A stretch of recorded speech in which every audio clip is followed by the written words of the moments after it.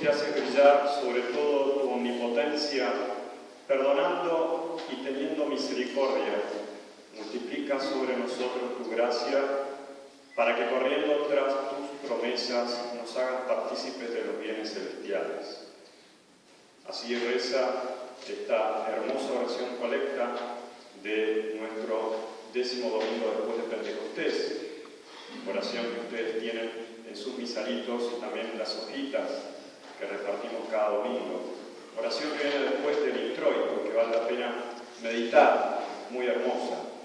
Sabemos que Dios es todopoderoso, la Santísima Trinidad, Dios, el Dios verdadero, es todopoderoso.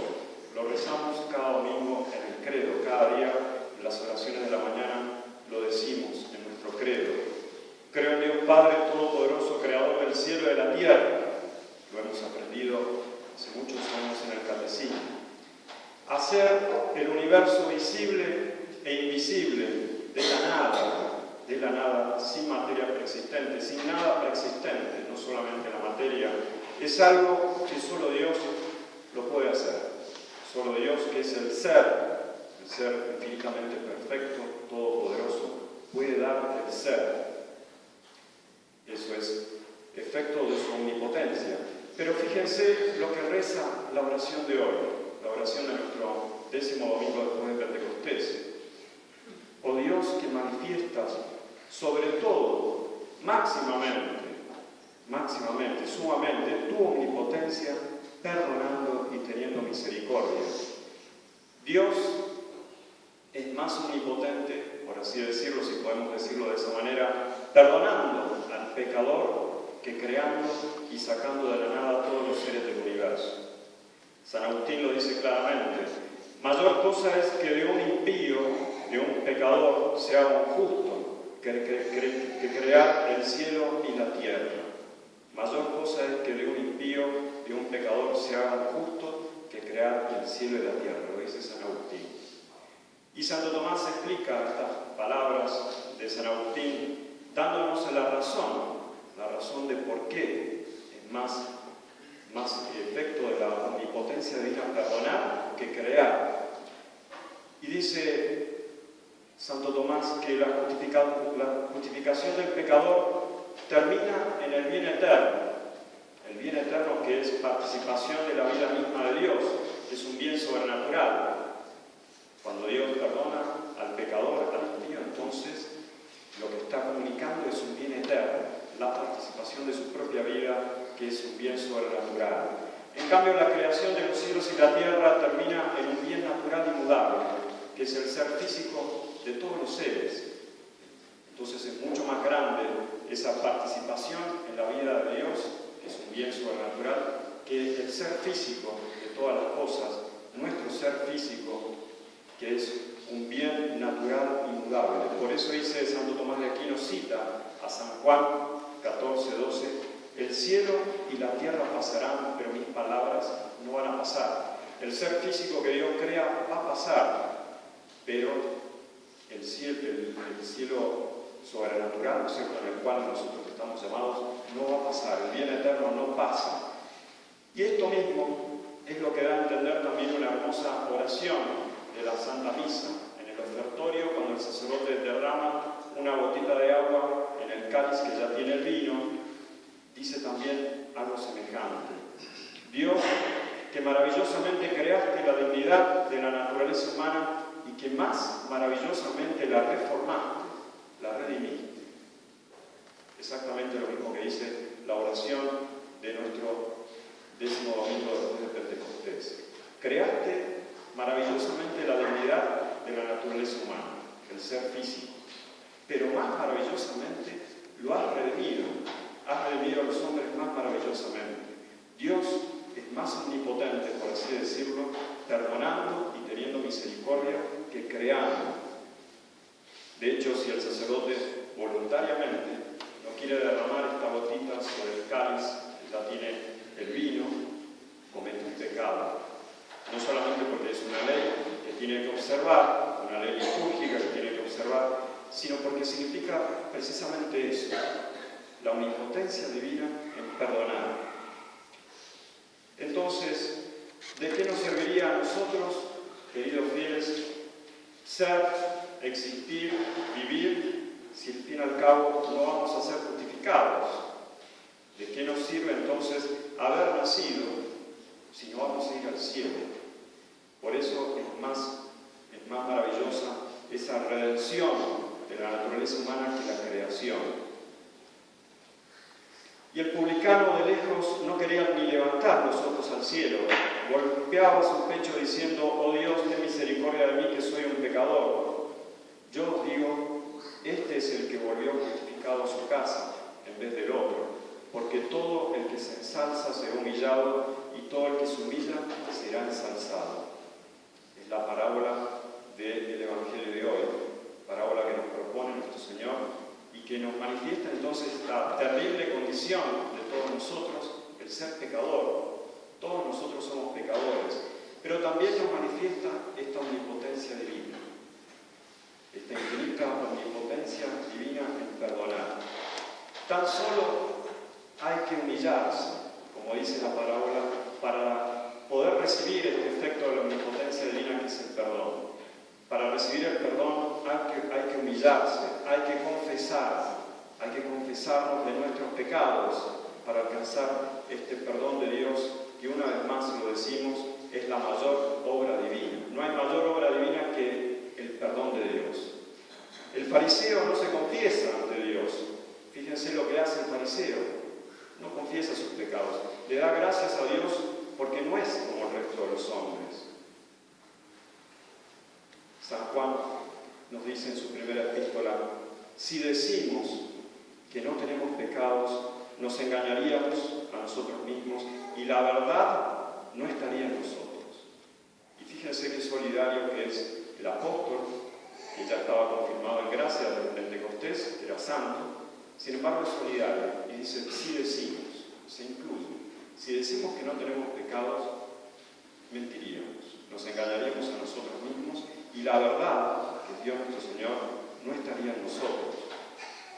Yo he venido a llamar no a los justos, a los fariseos, sino a los pecadores, como el publicano.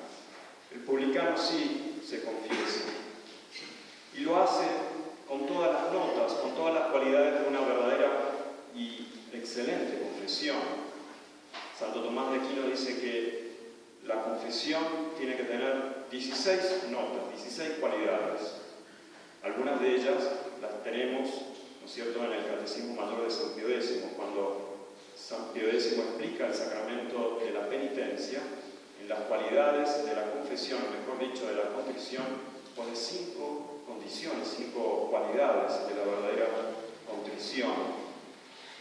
Y lo vemos porque, ¿qué hace el publicano? Se queda de lejos, no levanta los ojos al cielo, se golpea el pecho, que son todas manifestaciones exteriores de esta verdadera contrición, que es el dolor y la detestación de los pecados cometidos por amor a Dios y por temor sobrenatural del castigo del infierno. Eso es la contrición, la verdadera contrición. Es la parte más importante de la confesión, la contrición. Es lo que hemos aprendido en el catecismo y vale la pena recordarlo siempre. La parte más importante de la confesión es el dolor de nuestros pecados. ¿Y por qué se llama contrición? El catecismo nos dice que se llama contrición porque viene del verbo contere, en latín, es decir, destruir. Como cuando uno arroja una piedra al suelo y la piedra se deshace, se destruye, pues bien, así también, ¿no es cierto?, llamamos al dolor de nuestros pecados cometidos contrición, porque rompemos el corazón de piedra, ese corazón endurecido por el pecado, por el vicio, lo hacemos añico, lo destruimos por amor a Dios nuestro Señor. Hay algo que quisiera, para terminar, aclarar acerca de la contrición. Decimos que es la parte más importante de la confesión. Sin embargo, hay muchas veces que lamentablemente le damos más importancia a la confesión o a la penitencia. Confesión, contrición, penitencia son las 3 partes integrantes del sacramento de la penitencia. Y Y no es así.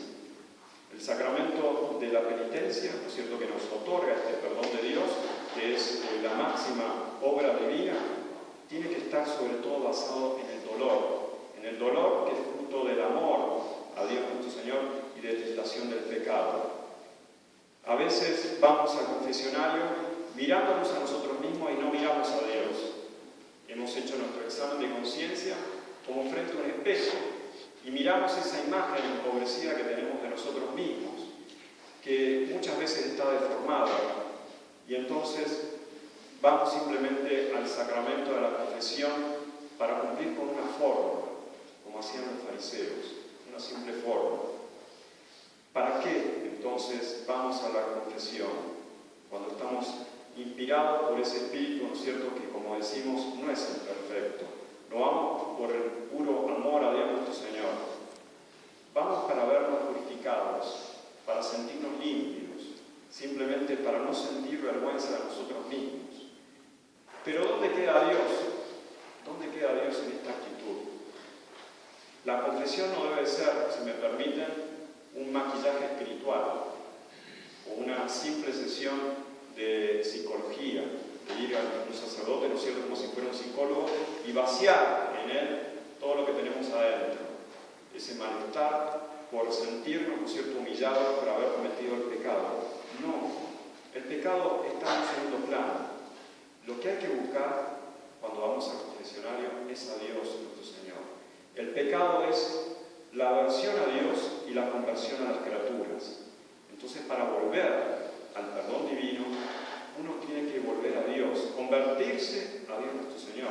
La confesión es buena cuando hay conversión, no simplemente cuando hay una confesión material o formal, por así decirlo, de los pecados.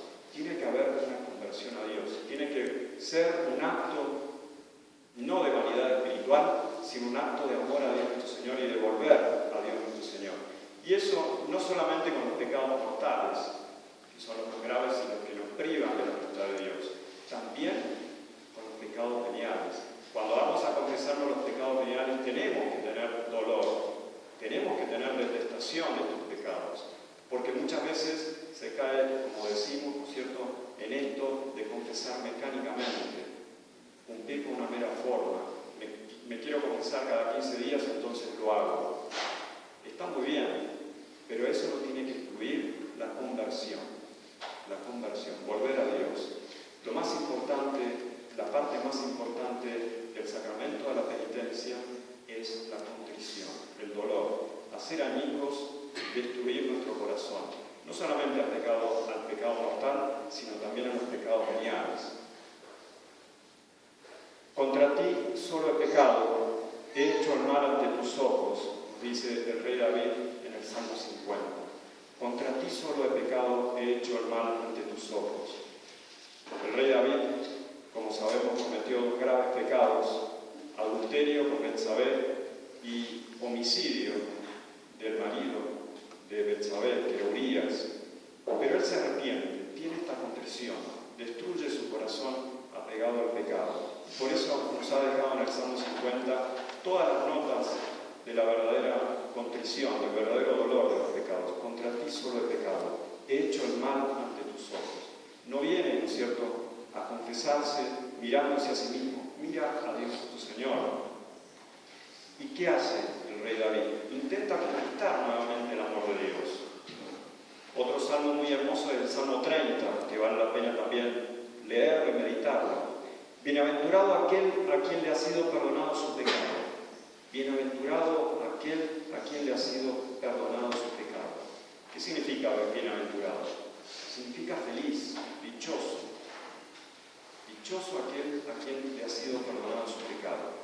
Cuando tenemos verdaderamente esta contrición del corazón y no nos miramos a nosotros mismos y vamos al sacerdote a confesarnos y miramos a Dios, entonces es ahí cuando salimos realmente dichosos, bienaventurados de la confesión, porque hay verdadera conversión. Hemos vuelto a Dios nuestro Señor, hemos vuelto a conquistar, a seducir, por así decirlo, el amor de Dios nuestro Señor. Lamentablemente, como decimos muchas veces, nos confesamos por un simple acto narcisista, entonces pasa lo que venimos diciendo. No hay verdadera alegría cuando en realidad miramos a nosotros mismos. Tenemos que ir al confesionario entonces para buscar nuevamente la amistad de Dios nuestro Señor, para que haya un verdadero dolor y un verdadero amor por nuestro Señor, al cual hemos perdido por nuestros pecados. El sacramento de la penitencia es uno de los sacramentos instituidos por nuestro Señor y tiene su razón de ser. El pecado es la ocasión, entonces, para que brille este sacramento. Tenemos que amar este sacramento, no importa que caigamos en pecado. Nuestro Señor tiene esta vocación de venir a buscar no a los justos, a los fariseos, sino a los pecadores, a los publicanos. Somos nosotros los que necesitamos de médico y por eso brilla este sacramento. Pero seamos muy sinceros a la hora de confesar. Tengamos estas notas, estas cualidades que nos enseña el Catecismo de San Pío X para que tengamos verdadero dolor. Entonces así vamos a salir bienaventurados del confesionario. No vamos a salir con ese temor, con esa aflicción, con esa depresión de ver nuestra miseria, de decir siempre cometo los mismos pecados, siempre me confieso de lo mismo, estoy propenso nuevamente a pecar. No, vamos a salir felices porque tenemos, ¿no es cierto?, ese amor de buscar nuevamente a Dios nuestro Señor, la verdadera conversión. Entonces pidamos a la Santísima Virgen María en esta comunión que cada vez nos confesemos más sinceramente, con más deseo de buscarlo a nuestro Señor por sobre todas las cosas y entregarnos a Él. Que así sea, en nombre del Padre, del Hijo y del Espíritu Santo.